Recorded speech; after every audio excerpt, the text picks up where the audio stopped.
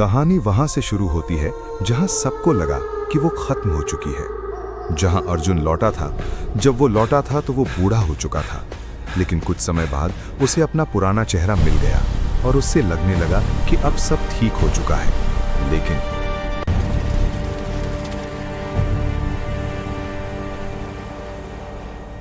गांव के बाहर खड़े लोग आज भी ये कहते थे कि अर्जुन बच गया, हवेली से निकल आया, जिंदा लौट आया। पर सच्चाई ये थी कि हवेली किसी को जिंदा नहीं लौटाती, वो सिर्फ चलता हुआ शरीर बाहर भेजती है। अर्जुन शहर वापस आ गया था, वही सड़कें, वही इमारतें, वही शोर। लेकिन उसके लिए सब कुछ थोड़ा देर से हो रहा था। जब गाड़ी का हॉर्न बजता तो आवाज उसके कान तक 1 सेकंड बाद पहुंचती। जब कोई उसका नाम लेता तो उसे लगता कि नाम पहले हवा में गूंजा और फिर बुला गया, जैसे समय उससे आगे निकल गया हो। पहली रात अर्जुन ने खुद को समझाया कि ये शायद थकान की वजह से हो रहा है, डर का असर है, हवेली की यादें हैं। इसलिए उसने लाइट बंद की और बिस्तर पर लेटकर आंखें बंद कर ली। लेकिन नींद आने से पहले ही कमरे में एक आवाज गूंजी, टिक टिक टिक। अर्जुन ने आंखें खोली। दीवार पर लगी घड़ी चल रही थी, पर उसकी सुइयां आगे नहीं बढ़ रही थीं, वे पीछे जा रही थीं। उसने मोबाइल उठाया जिसमें 3:09 AM दिखा रहा था। उसी पल घड़ी रुक गई। अर्जुन उठकर बैठ गया, उसका दिल जोर से धड़कने लगा। उसने घड़ी के पास जाकर कान लगाया। घड़ी के अंदर से आवाज आ रही थी, लेकिन ये टिक टिक नहीं थी, ये किसी के सांस लेने की आवाज थी, जैसे घड़ी के अंदर कुछ जिंदा हो। अर्जुन डर पीछे हट गया। घड़ी अचानक फिर चलने लगी, लेकिन इस बार वो सही तरीके से चल रही थी। उसने खुद से कहा, मैं पागल हो रहा हूं। उसी पल कमरे के कोने में रखा कैमरा अपने आप ऑन हो गया। अर्जुन का शरीर सख्त हो गया। उसने कैमरे को हाथ में लिया। स्क्रीन पर लाइव व्यू नहीं था, रिकॉर्डिंग पहले से चल रही थी। उसने प्ले दबाया। वो फुटेज जो उसने कभी शूट ही नहीं की थी, वो स्क्रीन पर दिखने लगी। फिर धीरे धीरे एक जाना पहचाना दृश्य उभरा। हवेली का अंदरूनी गलियारा, वही टूटी दीवारें, वही छत से लटकती जंग लगी चेन, वही फर्श जिस पर उसके जूते की आवाज अब भी गूंज रही थी। कैमरा चल रहा था, हिल रहा था, जैसे कोई चलते हुए शूट कर रहा हो। अर्जुन का गला सूख गया। मैंने ये नहीं शूट किया। कैमरा एक कमरे के सामने रुका। वो वही कमरा था जहां ग्रैंडफादर क्लॉक थी। घड़ी दिखाई दी। उसकी सुइयां रुकी हुई थी, लेकिन आवाज अब भी आ रही थी, टिक टिक टिक। कैमरा जूम हुआ और तभी फ्रेम के कोने में एक परछाई हिली, और वो परछाई किसी और की नहीं बल्कि वैदेही की थी। वो धीरे धीरे सामने आई। वही चेहरा, लेकिन कुछ बदला हुआ था। अब वो 10 साल की बच्ची नहीं लग रही थी।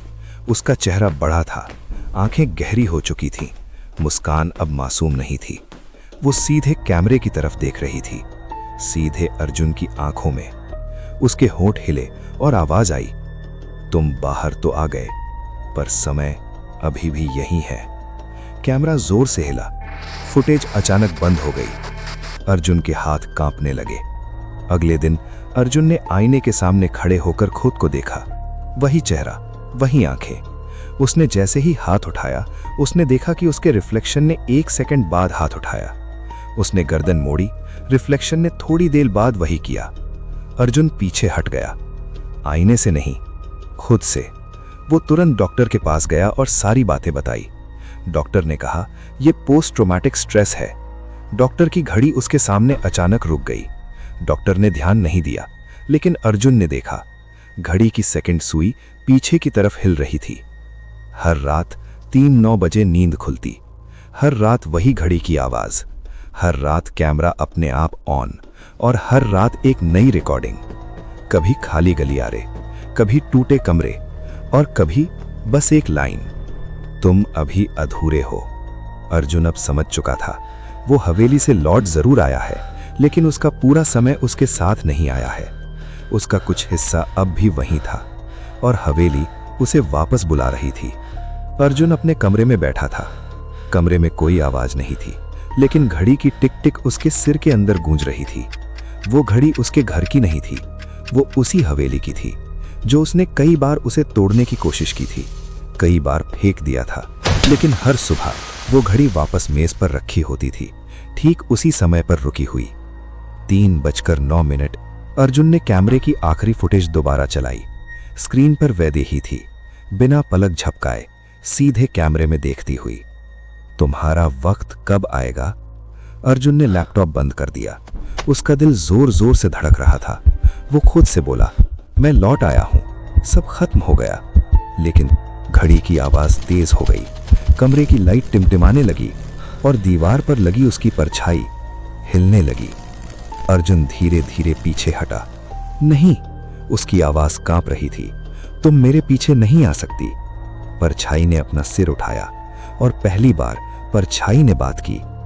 तू वहां से लौटा ही नहीं अर्जुन। पूरा कमरा ठंडा पड़ गया। अर्जुन ने लाइट जलाई, लेकिन परछाई गायब हो गई। लेकिन दीवार पर एक और परछाई थी, एक छोटी लड़की की। वो वैदेही की थी।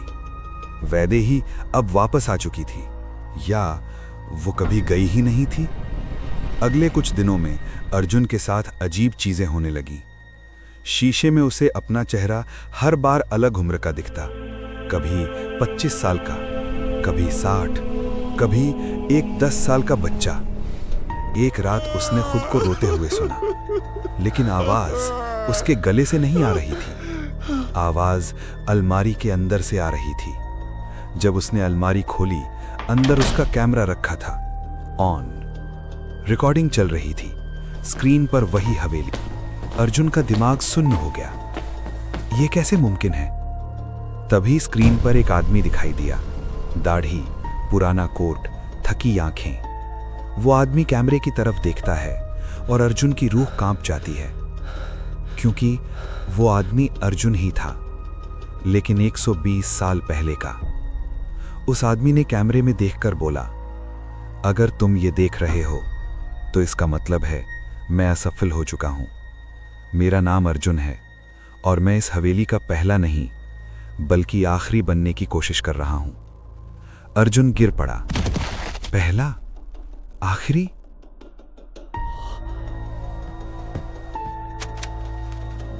वीडियो में पुराना अर्जुन आगे बोलता है, ये हवेली भूतों की नहीं है, ये समय की कब्र है। यहां जो भी आता है वो मरता नहीं, वो फंस जाता है। अब वैदेही दिखाई देती है, लेकिन अब वो बच्ची नहीं लगती। उसकी आंखों में हजारों सालों की थकान है। पुराना अर्जुन बोलता है, वो मेरी बेटी थी और मैं उसका कातिल। अर्जुन चिल्लाया, नहीं, ये झूठ है। पर वीडियो रुकता नहीं। मैं एक वैज्ञानिक था।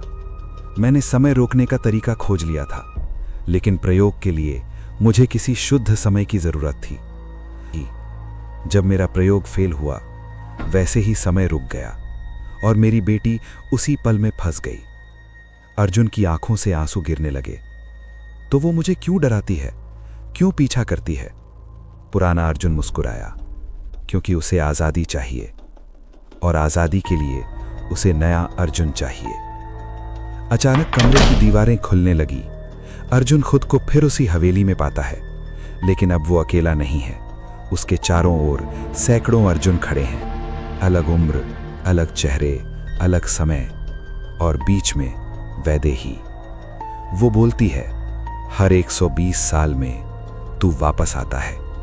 हर बार तू भूल जाता है और हर बार तू मुझे बचाने की कोशिश करता है। अर्जुन कांपता है। तो मैं कौन हूं? वैदेही उसके कान में फुसफुसाती है, तू वही अर्जुन है जो कभी यहां से बाहर नहीं गया। वैदेही अर्जुन का हाथ पकड़ती है और उसे एक आईना दिखाती है। आईने में अर्जुन नहीं, बल्कि वो बूढ़ा आदमी था जो गांव वालों ने देखा था। वही जिसने कहा था, तुम 1 साल बाद लौटे हो। और तभी असली सच्चाई टूटकर सामने आती है।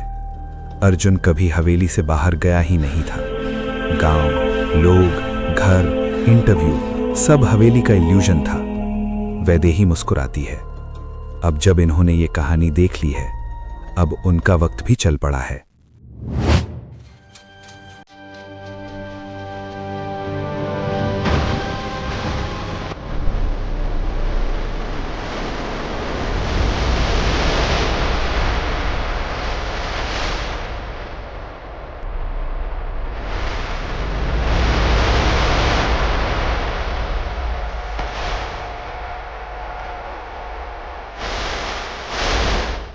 अगर कोई ये देख रहा है तो सुनो, मैं बाहर नहीं आया था, मुझे बाहर आने ही नहीं दिया गया था।